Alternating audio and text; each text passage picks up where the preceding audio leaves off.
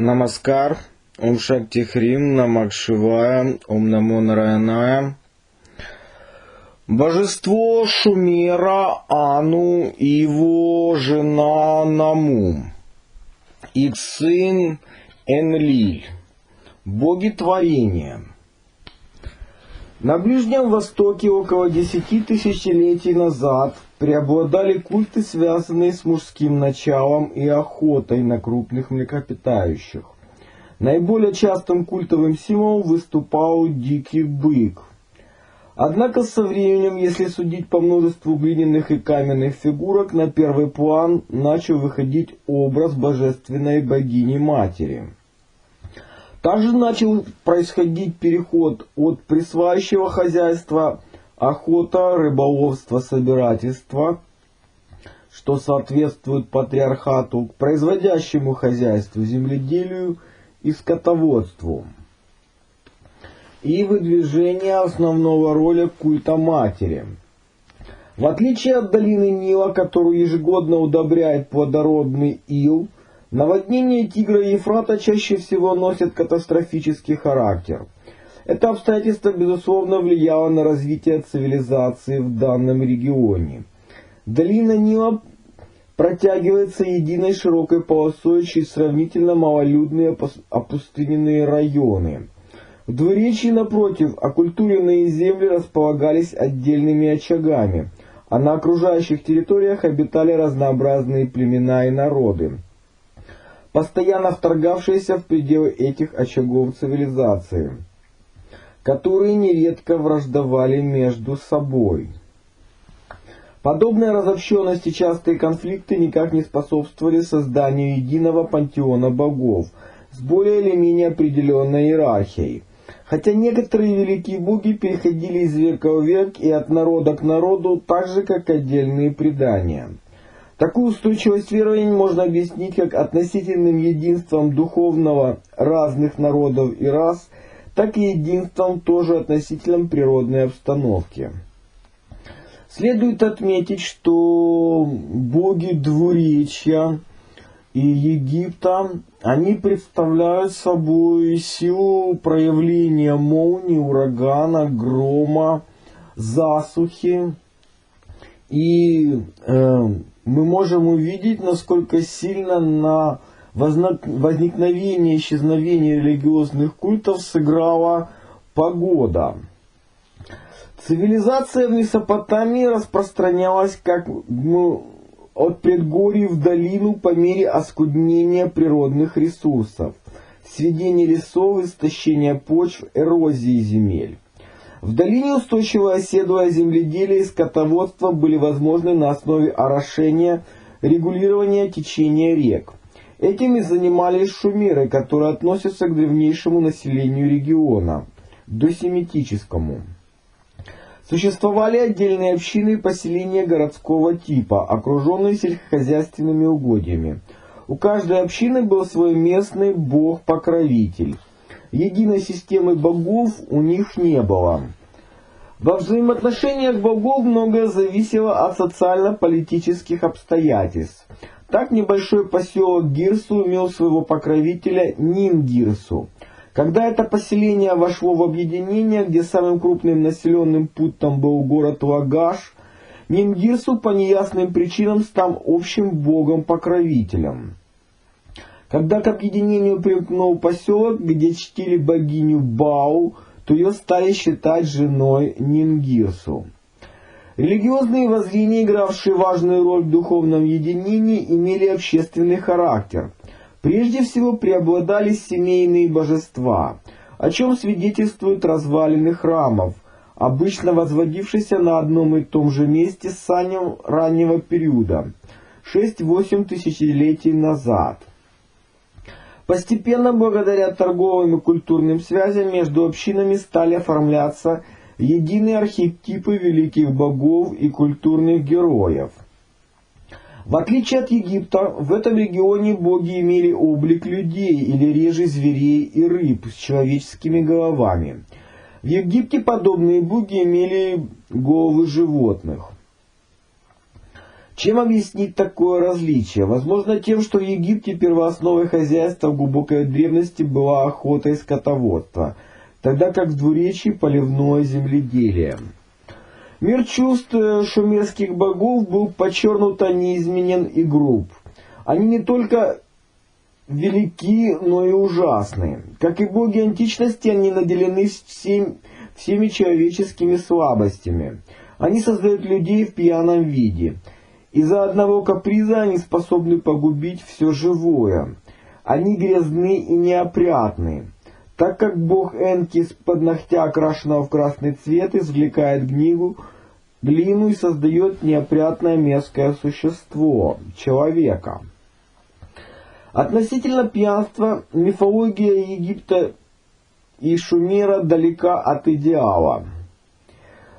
Можно вспомнить эпизод, как поистине возник пивной потоп, для того, чтобы богиня-львица Хатхор Сехмет допилась до того, что перестала узнавать людей. То, что боги Двуречья грязные, а точнее сказать вынуждены возиться в глине, тоже неудивительно. Обилие камня в Египте предоставляло прекрасную возможность строить величественные храмы, пирамиды, дворцы. Обширная месопотамская низменность вынуждала людей изготавливать строительный материал из глины. Необходимость выкапывать и регулярно расчищать каналы тоже заставляла возиться в грязи, работая мотыгой. В результате этого возникла легендарная шумерская поэма о споре мотыги с Пугом. Пуг похвалялся своим величием, тем, что царь держит его рукоять и ради Пуга впрягает в ярмо быков, тогда как по сторонам толпится знать, а народ веселится и ликует, употребляя хмельные напитки. По-видимому, праздновали в Шумере начало земледельческих работ и их конец. А мотыга, как брезгливо говорит Пух, постоянно в грязи копошится и, подобно кирпичной форме, всегда грязна, копая колодцы и роя канавы. Она недостойна царской руки. В ответ мотыга перечисляет Пугу многообразные работы, которые она выполняет, а прежде всего регулируя воду на полях и подготавливая их к пахоте, а также активно участвуя в строительстве. Даже для мореходства она приносит великую пользу, добывая и используя вар, готовя смолу. Наконец, ведь сам Энлиль, взявшись за мотыгу, отделил небо от земли. Тут уже не остается сомнения в том, что мотыга превосходнее Пуга. То есть, получается, мотыга атрибут бога Энлиля, сына бога Анну и его жены Наму. В индийской традиции с мотыгой изображается брат Шри Кришны Баларама. С Пугом изображается богиня Варахи.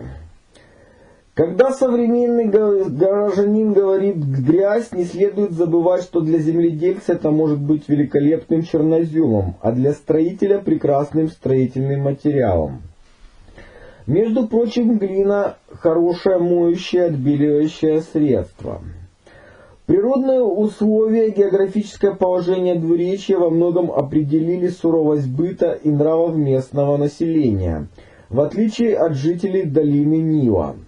Здесь часто были жестокие войны в отчаянной борьбе за выживание и сохранение земельных угодий, оросительной системы и источников воды. Нередко сюда вторгались кочевники, порой объединявшиеся в достаточно крупные армады. Поэтому мы можем увидеть воинственность шумерской религии, связанной с тем, что городам приходилось сражаться в силу изменения климата или потери воды. Чтобы понять, по сравнению с Нильской долиной земли Двуречья подвержены эрозии, засолению, а почвы со временем деградируют. В результате перевыпаса или выхода из строя ирригационных систем, изменения речного русла, хозяйство приходит в упадок, а пустыни расширяют свои пределы, что вынуждало населяющие там племена сражаться между собой. Но несмотря на это, у них возникла высокоразвитая культура, что свидетельствует оставшаяся мудрость двуречья, о их афоризмах и пословицах. А сказано в спешке можешь пожалеть позже. Взять долг так же легко, как заняться любовью, но возвращать его так же тяжело, как вынашивать ребенка. Только боги живут вечно под божественным солнцем, но дни человека сочтены, все дела его лишь ветер. Поднимись на древние руины и пройдись по ним, посмотри на черепа простых и великих, какие из них принадлежали святым, а какие грешникам. Будь справедлив своему врагу, делай добро, будь добр во все твои дни. Есть и царь над тобой, и правитель, но бойся сборщика налогов. Кто роет другому яму, сам в нее попадет. Не позволяй наступать тебе на ноги, дабы потом не дерзнули наступить тебе на шею. Лучше с мудрым человеком носить камни, чем с глупым вино пить. Не будь без меры сладок, чтоб тебя не проглотили. Не будь без меры горек, чтоб тебя не выплюнули. Верховным богом шумеров изначально считался Ану. Ану в переводе шумерского означает «небо». Анунаки – люди, пришедшие с неба. Сейчас в современной теории поля контакта считается, что это некие инопланетяне, которые прилетели на Землю и создали человека с целью того, чтобы он помогал добывать им полезные ископаемые, подобно биороботам. Потом в ходе эволюции те прилетевшие, назовем их анунаки, начали совокупляться с этими биороботами, в результате чего возникли гибриды и началась история человечества. Другая причина, почему Бог создал человека, для того, чтобы он просто жил в саду и ел яблоки. Тут она не объясняет, для чего же все-таки был создан человек. Также у шумеров подчеркивается, что человек был создан по подобию богов. Бог Ану – один из наиболее чтимых и в то же время весьма загадочных в пантеоне шумерских богов. Предполагается, что в доисторические времена он был просто олицетворением неба. Главой богов у шумеров изначально было праматерь, женское божество, и звали ее Нама. В Индии богиню называют Ама. Надо заметить, что людям и сотню тысячелетий надо было известно, что рождать, создавать себе подобных способны только женщины, а не мужчины. У многих первобытных племен считалось, что роль мужчин в процессе зачатия не определена или вообще сомнительна. И когда у египтян первобог вынужден оплодотворять сам себя, этот противоестественный процесс имеет оправдание лишь в том, что таким образом возвеличивается роль мужчины в сотворении богов и людей. Таким образом, мы видим, что в Египте возвеличивается роль мужского божества, которое, занимаясь анонизмом, воссоздает всех остальных богов. Тогда как Наму создает из себя мужского бога, потом они совокупляются и создают всех остальных богов. Возвеличение богини Наму шумеры не только отдавали должное своим более древним преданиям времен матриархата, но и проявляли здравый смысл. О происхождении всего сущего шумеры предпочитали много не рассуждать. Наму называли матерью, создавшей небо Ану, и землю, которую называется Ки. Отсюда Ан-Ки, единство неба и земли. Возможно, она олицетворяет первозданный океан, но не исключено, что подобный замысловатый многоплавный образ – творение более поздних толкователей и пересказчиков мифов. Вряд ли понятие «океан» было близко сознанию и представлению шумеров. Скорее всего, праматерь была олицетворением жизни, а появление первой пары богов – олицетворением мужского неба и женского начала земли. Первые боги росли порознь. На горе рос бог Ану, а богиня у подножья горы.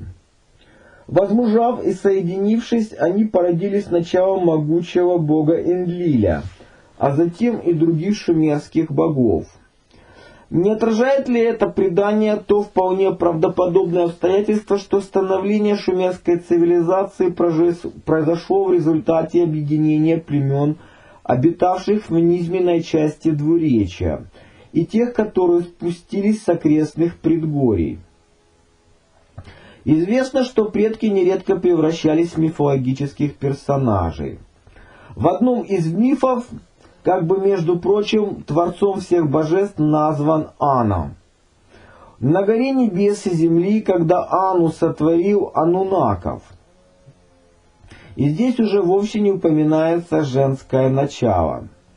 Возможно, таким образом заявил о себе укоренившийся переход от матриархата к патриархату, где мужскому божеству выделяется первичная роль. В гимне, посвященном богу Энки, сказано: «Ану, отец твой, царь-владыка, семени-испускатель, он что все на земле для людей устроил». В данном случае Ану выступает творцом материального мира природы, который суждено созидать дальше богу Энки. С другой стороны, знак Ан у шумеров обозначал общее понятие «бог». В этом смысле божественное немо могло символизировать духовное божественное начало вообще, в отличие от земного материального. И Ану таким образом был и Энлиль, и Энки, и Иштар, и так далее, остальные шумерские боги. Есть еще одно обстоятельство, которое благоприятствовало возвышению этого бога. Он был верховным божеством-покровителем города Уруку. А этот город Южной Месопотамии 5,5 тысячелетий назад был едва ли не самым цивилизованным населенным пунктом не только в двуречье, но и во всем мире. Он был построен из кирпичей, высушенных на солнце, имел храмы, мастерские ремесленников, торговые склады, четкую социальную структуру и иерархию. И там же зародилась письменность. Первые записи носили утилитарный характер и были примитивными. На глиняные таблички заносились названия товаров и указывалось их количество, отмечались результаты торговых сделок. Это вовсе не означает, будто материальные интересы имели приоритет перед духовными. Судя по всему, возвышение Урука превратило Ану в общесумерского отца богов, восседающего на небесном троне. Впрочем, особой активности он не проявлял после того, как по его воле возникли сонмы богов. В более поздних аккадских версиях несколько богов, олицетворяющих небесные светила, захотели лишить Ану его единоличной власти. Ану проявляет бдительность и расторопность, послав 7 злых демонов против бога Луны Наны. Они берут в плен Нану, которого вызволяет другой могучий бог Энки. В этом эпизоде нетрудно усмотреть аллегорическое описание лунного затмения. В то же время заговор богов может свидетельствовать о недовольстве ряда городов возвышением Урука и, соответственно, его бога-покровителя. В некоторых мифах Ан уступает свой трон старшему сыну Энлилю, богу-покровителя Нипура. И хотя во всех мифологиях земной владыка уподоблялся небесному, в действительности на судьбах богов отражались события, происходящие в обществе. Шумеры отличались здравым смыслом и не имели склонности к размышлениям о том, что превышало их разумение, в частности, о неком абстрактном первоначале мироздания. Они воспринимали природу как нечто извечно сущее, но не освещенное светом разума, не осмысленное человеком. По шумерским представлениям, то, что не имеет имени, не существует. Назвать по имени, дать имя, значит вызвать к жизни. В общем, это примерно то же самое, что означало творение словом, которое в Библии трактуется как создание из ничего. В одном из древнейших шумерских текстов сказано: «И Ан господином был, Анус сиял, Ки землей. Земля была темна, но подземный мир не смотрела. Ан и Ки вместе были в браке. Месяц не сиял, тьма все объяла». Получается, что пребывала во тьме земля, еще не имевшая богов и людей, а значит неосмысленная никем. В более позднем аккадском тексте, который использовали как заклинание от зубной боли, все начинается от самого сотворения мира, которое описывается так. После того, как Ану сотворил небо, небо сотворило землю. Земля сотворила реки, реки сотворили каналы. Здесь мы видим намечен эволюционный ряд, последовательность творения. В принципе, она отвечает принятым ныне космогоническим представлениям, если под небом подразумевать космос, а Ану считать неведомой космической силой. В сравнительно поздних мифах Ан проявляет некоторую активность. В аккадском предании о мудреце, жреце и колдуне Адаппе бог неба Ану был обеспокоен долгим отсутствием южного ветра. Ему доложили, что крылья ветру сломаны из-за магического заклинания Адаппы, у которого южный ветер потопил лодку, недавно ловить рыбы, для святилища бога Эа. Разгневанный Ану приказывает привести к нему Адаппу и поначалу желает дать ему пищу и воду смерти. Эа предусмотрительно советует Адаппе не притрагиваться к еде и питью, которые предложат Ану. Адаппа так и делает, не зная, что Ану сменил гнев на милость, и решил угостить мудреца пищей и водой жизни, благодаря которой человечество обретет бессмертие. Отказавшись от такого дара, Адаппа лишил людей бессмертия. Как видим, со временем образ бога неба не обрел каких-либо сверхобычных качеств, оставшись подобием человека. О его отношениях с женой, богиней с землей Ки или деятельности как демиурга ничего в сущности не известно. Шумеры видели купол неба над головой и огромную низменность, на которой они трудились, предпочитая размышлять о предметах и явлениях реальных, а не умозрительных. Для них Бог особенно проявлялся через ураган, через смену ветра, через изменение течения реки. Поэтому в проявлении сил природы они видели лик Бога и почитали его всеми теми средствами, которые остались и до сих пор. Ом Шакти Хрим, Намах Шивая.